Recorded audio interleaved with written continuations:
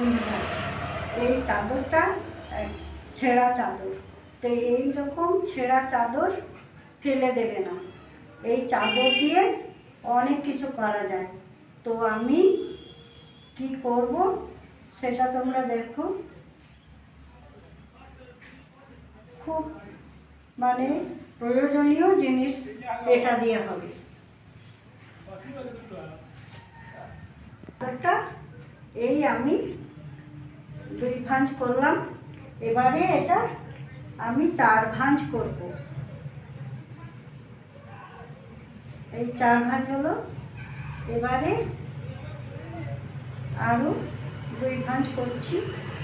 আর এভাবে একটা দারুণ জিনিস বানাবো, এটা প্রয়োজনীয় জিনিস।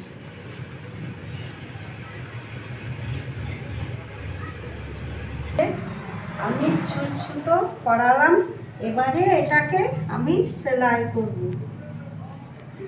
এভাবে সেলাই করে নেব। এবারে সোজা রান সেলাই দিয়ে আমি সেলাই করছি। অতি সহজেই এই সেলাইটা করা যায়।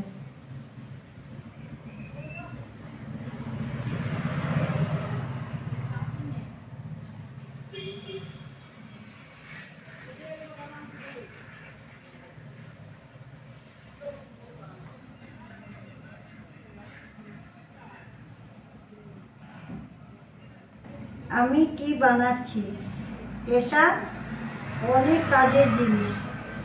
আমাদের প্রত্যেকের বাড়িতে মার্বেল পাথর দিয়ে ঘর বানাচ্ছে, আর কারুর টাইলস বসাচ্ছে। তো ঠান্ডাকালে প্রত্যেকের বাড়িতে এখন মেঝেতে মার্বেল বসানো হচ্ছে, কারুর বাড়িতে টাইলস বসানো হচ্ছে।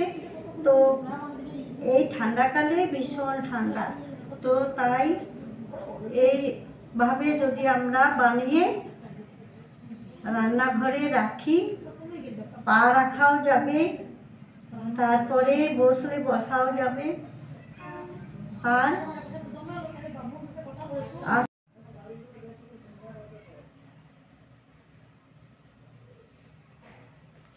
এটা সেলাই করতে গেলে অনেক কাছে কাছে সেলাই করার কোনো দরকার নেই, এমনি দূরে দূরে ফাঁকে ফাঁকে সেলাই করলেও হবে।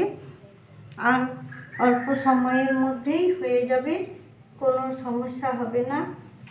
এটা অনেক কাজে লাগবে রান্নাঘরে। যেমন এই ঠান্ডাতে পা রাখা ভীষণ কষ্টকর, পাগুলো ঠান্ডাতে ফুলে যায়। তো সেই জন্য যদি কেউ মনে করে যে আমি এর মধ্যে দাঁড়িয়ে রান্না করব, তো ভালো হবে। কোনো বন্ধুরা, 2 মিনিটের মধ্যে আমার এই পাপোশটা তৈরি হয়ে গেল। দেখো বন্ধুরা, বাজার থেকে কিনে আনার ভরসা করলে সব সময় চলে না, যে রাঁধে সেই চুলো বাঁধে। দেখো, এই জিনিসগুলো অতি সহজে করা যায়, আর বেশি সময়ও লাগে না। আর ফেলে দেওয়া জিনিস থেকেই এগুলো করা যায়।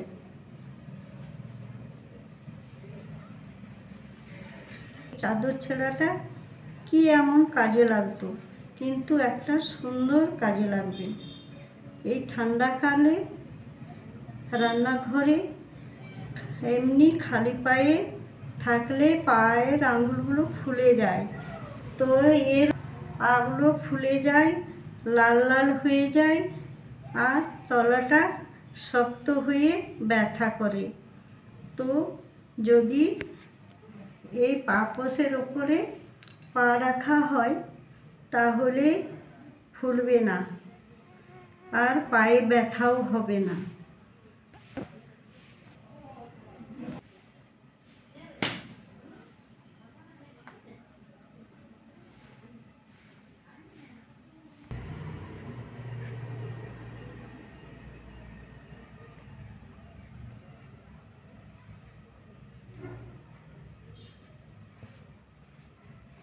পুরা আমার সেলাই করা হয়ে গেল।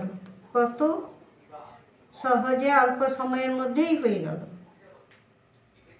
এটা আমার শাল ছিল, তো ছিঁড়ে গেল। এখন ছেঁড়া জিনিসে তো আর অন্য কিছু হবে না, তাই ভাবলাম আমি একটা কাজে লাগাই।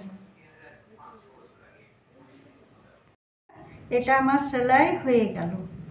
আর আমি দেখবে কতগুলো বানিয়েছি। এই যে আজকে এটা হলো, আর এটাও আগে বানিয়েছি, আর এটাও বানিয়েছি। তো এই যে দেখো বন্ধুরা, এভাবে যদি বসে থাকি তাহলে এই ঠান্ডাকাল তো একটু ঠান্ডা লাগবে না, আরামে বসে থাকতে পারবো। আর এটাতে যদি পা মুছি তো এভাবে পা মুছাও যাবে। এই যে এখানে যখন রান্না করব তখন এভাবে পা দুটো রেখে রান্না করব, তাহলে আমার ঠান্ডা কিভাবে লাগবে? ঠান্ডা লাগবেই না, একটুও লাগবে না।